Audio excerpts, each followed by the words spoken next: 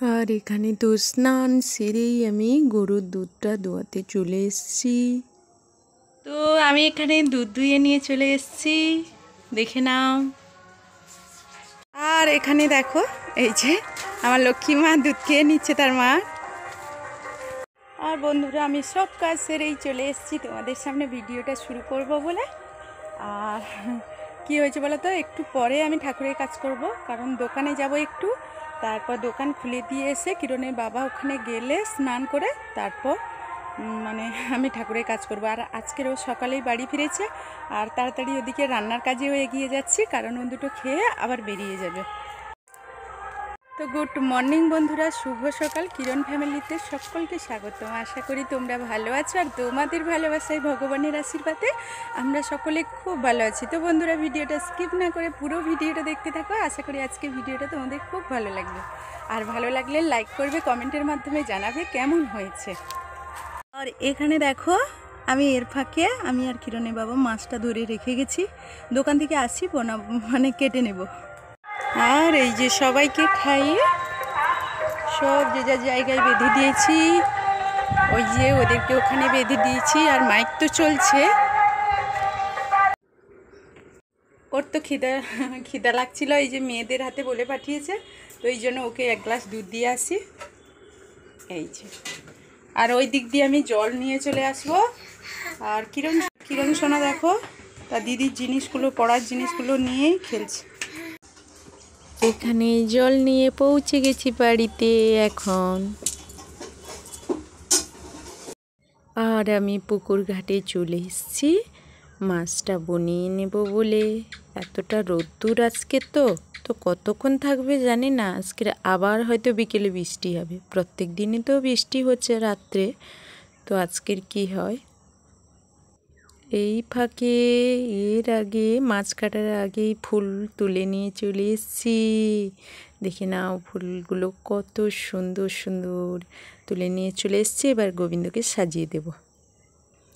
আর এখানে মাছটা আমি লবণ হলুদ মাখিয়ে দিই। আর এই যে আমি কিরণের বাবার জন্য খাবার রেডি করে ফেলেছি। আজকের আমাদের ব্রেকফাস্টে থাকছে রুটি, সঙ্গে আলুর তরকারি আর মিষ্টি। আর এর ফাঁকে যে আমি ঠাকুরের কাজ করে নিয়েছি সেটা তোমাদের দেখাই। তো আমার গোবিন্দকে সাজানোটা কেমন হয়েছে বলবে কিন্তু। তো তোমরা দেখতে পেয়েছো, জানি না কতটা কি তোমরা দেখতে পাচ্ছ, আমি যতটা পেরেছি তোমাদের দেখাচ্ছি। আর আমি এখন একটু দোকানে চলে যাব, কারণ কিরণের বাবা ও তো বলছে বিদ্যাপীঠ যাবে, তাই যে আমি এই যে একটু দোকানে চলে যাব। ও বিদ্যাপীঠ থেকে এলে আমি রান্না করতে আসবো। এখানে 3টেতে কি করছে দেখো, এই যে কিরণ সোনাকে স্নান করাতে নিয়ে চলে যাচ্ছি। আর ওখানে রান্নাও হয়ে গেছে, কি রান্না হয়েছে তোমাদের গিয়ে দেখাবো। তো সবাই খেয়ে ঘুমিয়ে গেছে, ছেলেকেও খাইয়ে দিয়েছি, ওরা ঘুমিয়ে পড়েছে।